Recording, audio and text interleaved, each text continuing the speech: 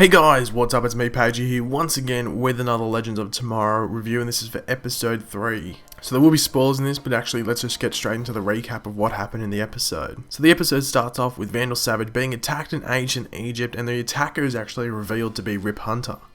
Now we go back to the team who are actually still in 1975 and tracking Vandal Savage.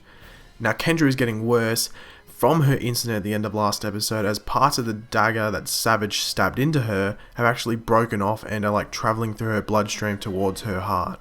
Now on the ship, Rip Hunter actually makes a reference to Batman and Superman, which we had heard in the trailer for this series. So Sarah and Rip Hunter actually figure a way to slow Savage's plan for world domination down, and that's to get rid of his fortune. Now Ray shrinks down to like molecular size, I guess, to destroy the fragments of the dagger in Kendra's bloodstream, but he faces some issues as some of those daggers break off into even smaller fragments and actually damage his suit. Meanwhile, Sarah and Rip actually head to Savage's bank of choice. However, everyone in the bank is actually like an expert assassin or fighter. So Sarah and Rip actually take them down, keeping the head of the bank alive, but Sarah is like fighting some bloodlust by the looks of it. So back on the Wave Rider, Jax has actually fixed a separate smaller ship on the Wave Rider. Now Captain Cold and Heatwave want him to take them to Central City so they can steal this valuable emerald. So Sarah learns about Rip trying to kill Savage back in Egypt, and Captain Cold goes into this museum in Central City to retrieve the emerald.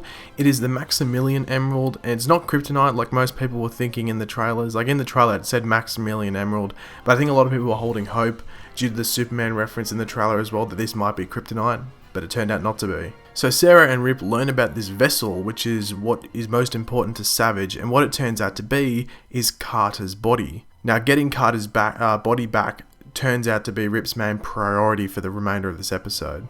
So Captain Cold, after retrieving the emerald, wants to go to his younger self's house, and he wants to give the emerald to his father, as his father was sent to jail for 5 years after trying to steal it himself. Now when he gets there, he runs into his younger self and gives him some advice. He's then held at gunpoint by his father, who he gives the emerald to, but also gives him a warning not to abuse his wife or his daughter.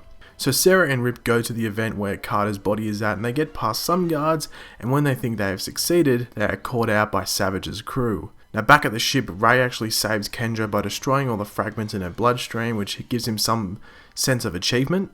Now Rip and Sarah are taken to where Savage is, and we learn that wealth is not the source of his power, but belief is, and he's surrounded by lots of followers who treat him like this god.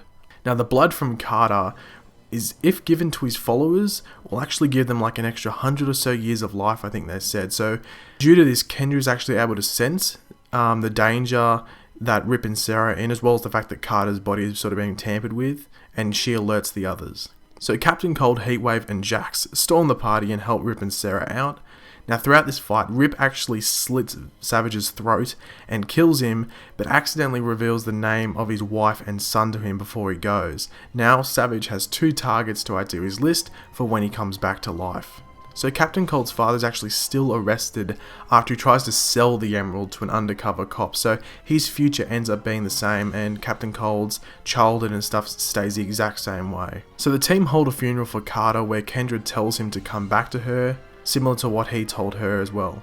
So Gideon finds that Savage has popped up again in the 1980s, to be precise, 1986, so the team are going to the 80s next episode. So overall, this was a pretty fun episode. The show does well to keep everyone on the team involved with the storyline, just the show in general.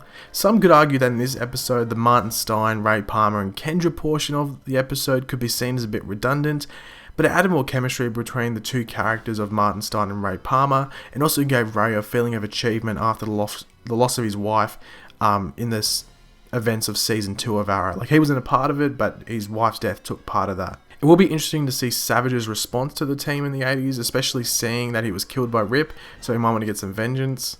But anyway, leave your opinions in the comment section below. Did you enjoy this episode? I think this show is building up a lot of steam. Yes, last week's episode was really good, and this episode was really good as well. So hopefully it continues on until the end of the season. But make sure to leave a like if you enjoyed the video, and subscribe if you're new for more Legends of Tomorrow, Flash, Arrow, all that good stuff. And I'll catch you guys later. Goodbye.